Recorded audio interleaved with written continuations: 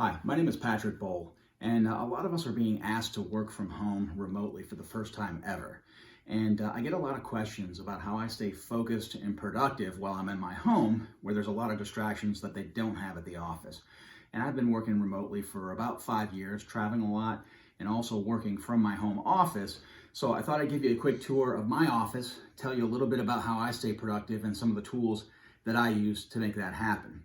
So first thing is, if at all possible, have a separate room for your home office, preferably with doors. When I first started working remotely, my wife also works from home and we worked out of the same office, and that did not work at all.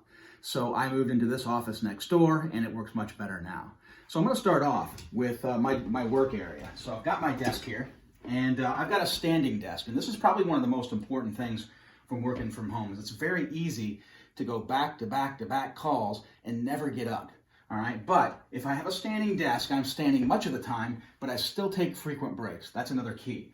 My desk, it goes up and down, of course. I can sit at it or I can stand at it, either way. This one's made by Varidesk. I'll encourage you, don't go out and buy a standing desk right away. Actually go out and Google it, how to build a standing desk at home, because you can build one that does the same thing at almost no cost with the things you have inside your house right now. So try that out first. If eventually you want to get a standing desk, you can upgrade to something like this, but try it out at no cost.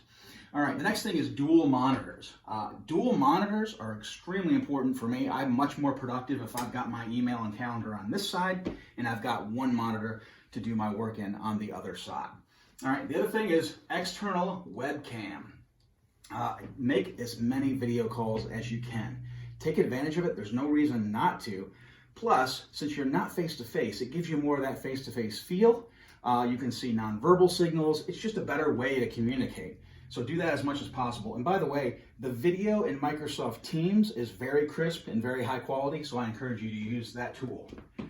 Next, wireless charging pad. Pretty basic, but what I do is I've made a habit of coming in and setting my phone down here.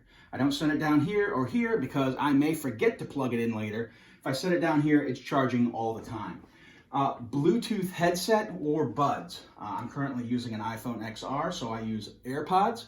They work fantastic, but some type of a wireless headset is going to be your best friend because you can walk around. Also, wireless speaker, a Bluetooth speaker. Now, how does that make me more productive? Well, sometimes I'll have some background music playing on this throughout the day, but mostly it's ambient noise. So I've got different sounds that play through here that kind of drown out a lot of the distractions that you can get at your home. Kids playing outside, dogs barking next door, things like that. I subscribe to Spotify Premium. There's lots of different sounds you can use there, but for absolutely free, you can go to hipstersound.com and get free ambient noise, like working in a cafe or a Paris bistro. Just a lot of background noise that you can play. Hipstersound.com. There are no hipsters on the site, so don't worry about that, but check that out.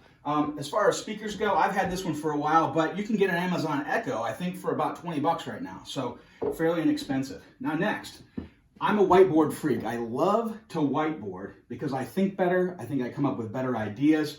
I also come up with a lot of bad ideas too. But what this is a piece of melamine. I got this at Lowe's for about 12 bucks, and they have them in different sizes. They actually sell it in this exact size, which was just right for my wall. So what I'll also do is I'll point my webcam towards the whiteboard, and if I'm conferencing with someone, we can have a whiteboard session very similar to the way we would if we were in a conference room at one of our locations. So it sort of replicates that feeling, and it works very well together. I also have a couple of freeform standing ones, about 8 bucks at Staples, that are very easy to use as well. I can carry those around.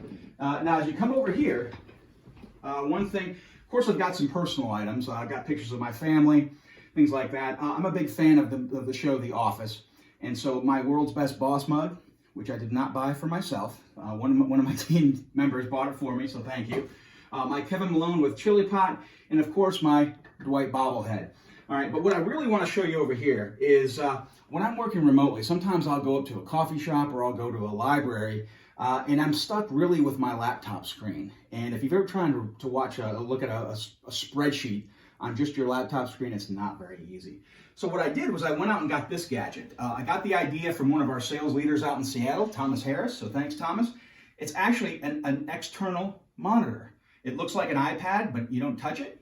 It's about $230 on Amazon. It's made by Asus, same company that does the laptops.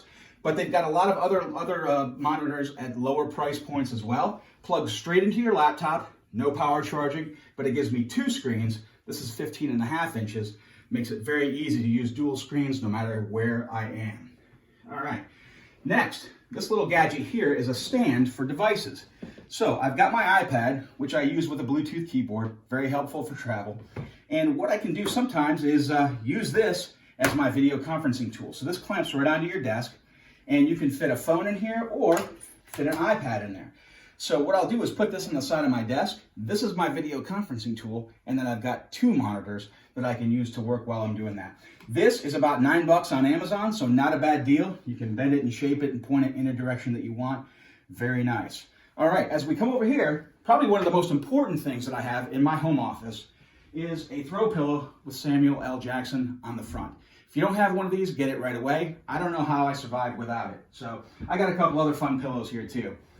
Next, I talked about getting up, taking walks. Don't just sit all day. So what I'll do sometimes really is to disengage throughout the day, maybe 20 minutes at lunch. I'm a big reader, so I come over here where my books are, and I have my, what I call my thinking chair. All right, it's just a regular chair, but it gets me away from my work. I sit down, I read a little bit. That lets me disengage. But I think the key things I want to say is find a place without a lot of distractions, and then get up as much as you can. The point of the home office is to get out on a regular basis. Go out for a walk, work from someplace else for a little bit, but disengage. That's the key. So hopefully these were helpful for you. They're helpful for me. And if you have any tips, I'd be glad to hear those too. Thanks.